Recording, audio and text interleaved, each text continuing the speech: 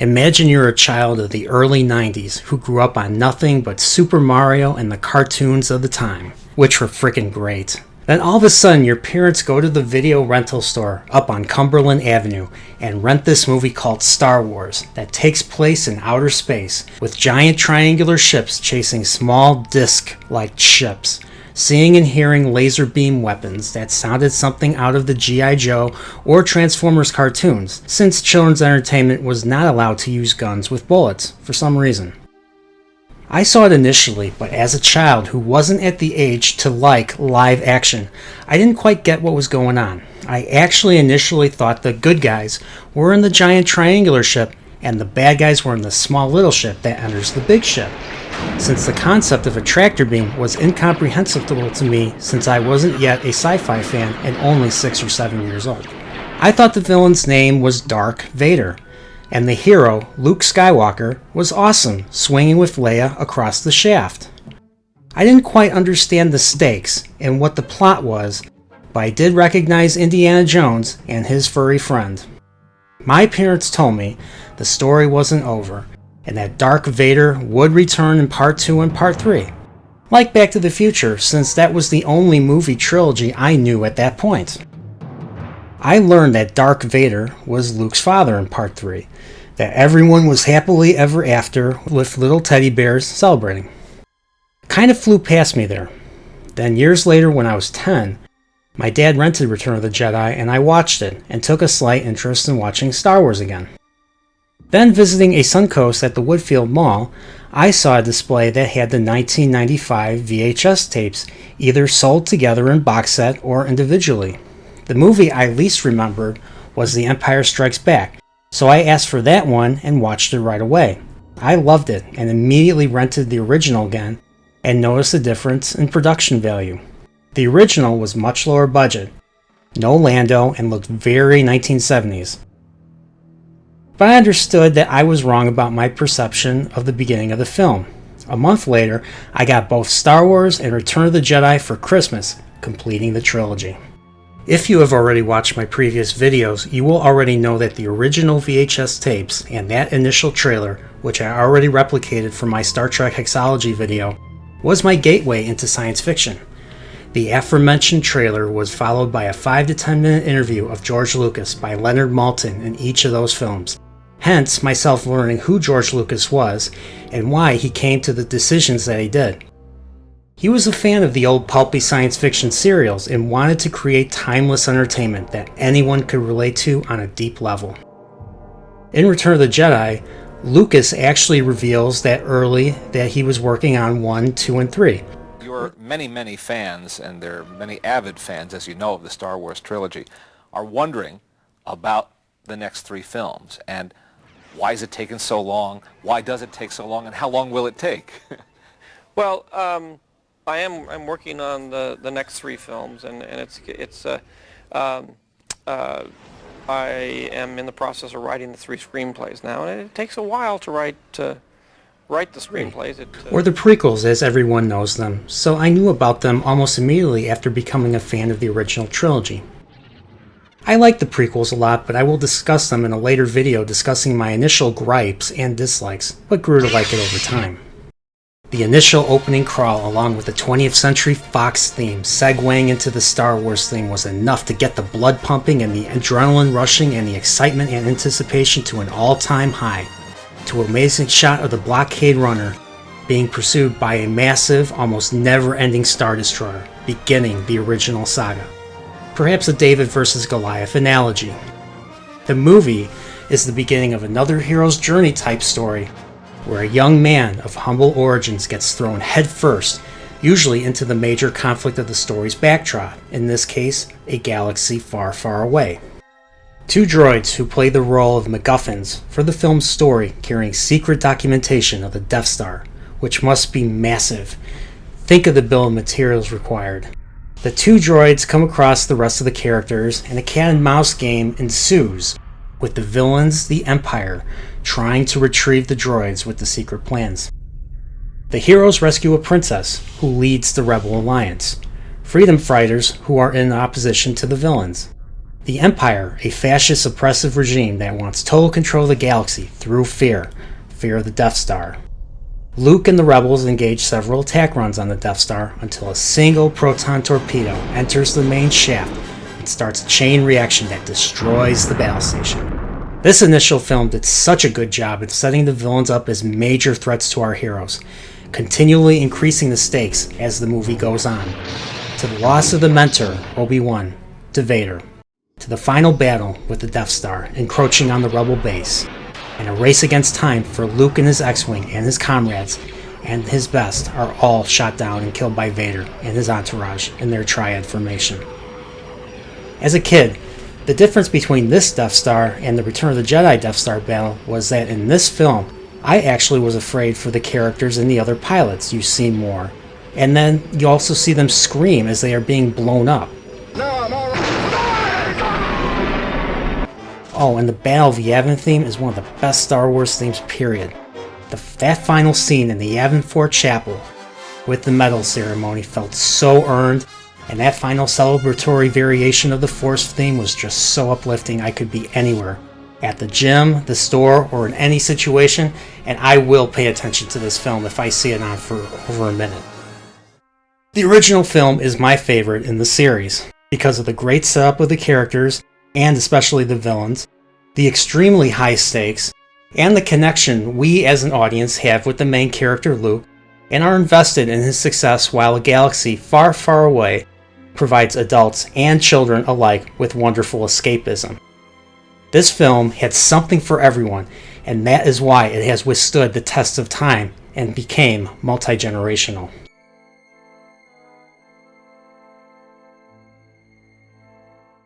Wow, what an ending! Who'd have thought Darth Vader was Luke Skywalker's father? Thank you, Mr. Blow the Picture for me. The Empire Strikes Back was the first VHS I owned and is a very different movie from the first one. Set 3 years later, Luke's Force abilities start to manifest themselves more and more to the point where Obi-Wan, as an ethereal vision, appears only to Luke and tasks him with finding Yoda, another surviving Jedi who actually taught him, Obi-Wan, long ago. Instead of a desert planet, the rebels are hiding on an ice or snow planet, but are found by the Empire almost right away and have to flee once again. We all know how this movie plays out. But the only thing I would have done different was have Han actually regroup with the rebel fleet first and then try to fix the hyperdrive, but then the Empire would come in, take out a portion of the fleet like in Rogue One, and the Falcon fails to escape, leaving them alone with the Empire. And the rest of the movie playing out the same. Luke's training with Yoda would be the same, and people don't realize that as Luke leaves, that Yoda reveals to Obi-Wan that there is another, implying that Luke could potentially die in this movie. Luke dueling Vader on Bespin is my favorite lightsaber fight in the original trilogy, and seeing Luke not only have his hand completely severed, but then Vader telling him that he is in fact his father. Whoa, wait a minute. Obi-Wan said Vader betrayed and murdered Luke's father. Does that make Obi-Wan or Vader the liar now? Han gets frozen and is taken away by Boba Fett, that accursed bounty hunter. So many questions unanswered, so many plot threads unresolved. To me, this film is the ultimate cliffhanger, a tribute to the old serials of the 30s that ended every episode with a massive cliffhanger to get kids to come back to the theater the following week to see how our heroes got out of all this. In the case of Empire, it would not be another 3 years to find out what happened to Luke, Leia, Lando, Chewie, R2, 3PO, and how they would rescue Han. Revenge of the Jedi, later renamed Return of the Jedi, is to be the final film of the series, wrapping up all the story threads introduced in Star Wars, and some unresolved from Empire. They rescue Han from Jabba the Hutt, and because he is blind, he bumbles around, accidentally hitting Boba Fett's jetpack, sending him into the almighty Sarlacc pit. I like the movie a lot, but I think it could have been done different. I think we should have seen the rescue from Jabba's palace like before, but with Jabba being a humanoid, a hulking figure instead of what we actually see. I think instead of just Leia killing Jabba, that both her and Han should have taken him out, since Jabba is the villain in Han's character arc. and I feel he was robbed of that in this movie. Luke's role, in my opinion, would mostly be the same, going back to Dagobah, saying farewell to a dying Yoda, and Obi-Wan appearing to him and enacting an exposition dump. For me, it would be mostly the same, but Leia would not be his sister. Even as a kid, I did not buy into the idea of Leia being Luke's sister or Vader's daughter. It is just too convenient to the plot, since introducing a brand new character in the final film of a trilogy just wouldn't work out so well, right, J.J. Abrams? I think Leia could have still been the other without being his sister. I would remove the Death Star and Endor too, but that is a video for another day. My only other gripe with Jedi is that I feel that Luke beat Darth Vader too easily, and I think Vader should have had the upper hand for a few seconds on the elevator bridge until Luke got enraged enough and force chokes Vader, causing Vader to fall, and then Luke cuts off Vader's cybernetic hand. Luke just overpowering Vader even with his anger I never really bought into, and thought it was too easy, despite the whole segment being cinematic and powerful in and of itself. Everything else with the Emperor and Vader would have been left the same, and the ending would have been happy. Despite Jedi's shortcomings, it is still a solid conclusion with a great payoff that stems from the previous films and beloved to this very day. During this time, more and more merchandise and Star Wars stuff was appearing all over the place. The old expanded universe was still young, but I read Heir to the Empire, The New Rebellion, and familiarized myself somewhat with what happens after Jedi. I rented the N64 game Star Wars Shadows of the Empire, which takes place during the Echo Base battle in Empire, the time period in between Empire and Jedi, where the heroes are trying to locate Boba Fett so that they can rescue Han Solo, while being hunted by the Empire and Prince Shizor of Black Sun, seeking favor from the Emperor and trying to destroy Vader by having Luke assassinated, ruining his standing with the Emperor and his chance to turn Luke to the dark side. It is a very engaging game where you get to play as Dash Rendar, a fellow smuggler and friend of Han Solo who gets involved in the Echo Base battle, the escape, and the later hunt for Boba Fett. You eventually locate the plans for the second Death Star, where many Bovans will eventually die, and take out Prince Shizor and his Coruscant Palace, earlier called Imperial City, and a Skyhook. There was also a novel of Shadows of the Empire, but it mainly covers Luke, Leia, and Lando, with Dash being a side character and things playing out slightly different. As far as I'm still concerned, this story is still canon, since Lucas himself was involved with promoting this 1996 multimedia project to get viewers excited for the 1997 original trilogy special editions, and eventually the prequels down the line. This game, along with Super Mario 64, are the earliest games I ever played that had 3D graphics and platforming. Just blew me away as a 6th grader. The perfect age for discovering these, providing the perfect escapism and got me interested in more spacefaring properties. See my Star Trek videos for further information. My story being a Star Wars fan does not end here. I will do future videos including my defense of the prequels, also the Knights of the Old Republic games, both Clone Wars series, and my thoughts on Disney Star Wars 7, 8, and 9. There is obvious nostalgia with the original trilogy, but I feel the OT is timeless because of the nature of the story, a war focusing on freedom fighters, and the characters, one noble, one criminal, and one humble, or farmer, coming together with great chemistry and great performances from Hamill, Fisher, and Ford respectively.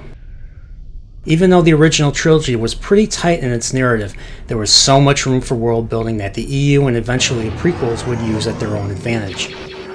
These stories and the settings opened my eyes and got me interested in other properties like all the iterations of Star Trek, Star Fox, Flash Gordon, Alien and Aliens, 2001, and science fiction in general. As far as I know, I think parents now should still show the original trilogy, or at least the original Star Wars, to their kids first, before any of the prequels, and a friend of mine suggested this order for his son: Star Wars, then The Phantom Menace, then The Attack of the Clones, then The Empire Strikes Back, then Revenge of the Sith, and finally Return of the Jedi. Just a thought. Well, thanks for listening, and wishing a happy 44th birthday to the original Star Wars and the franchise itself. If you like what I did, check out my other videos and subscribe. Hit the bell so that you can be notified of all notifications. And if you are listening and already subbed, make sure you are still subbed because of YouTube and its shenanigans from time to time, subs disappearing and so forth. Stay nerdporial, my friends, on this true Star Wars day, and may the Force be with you all.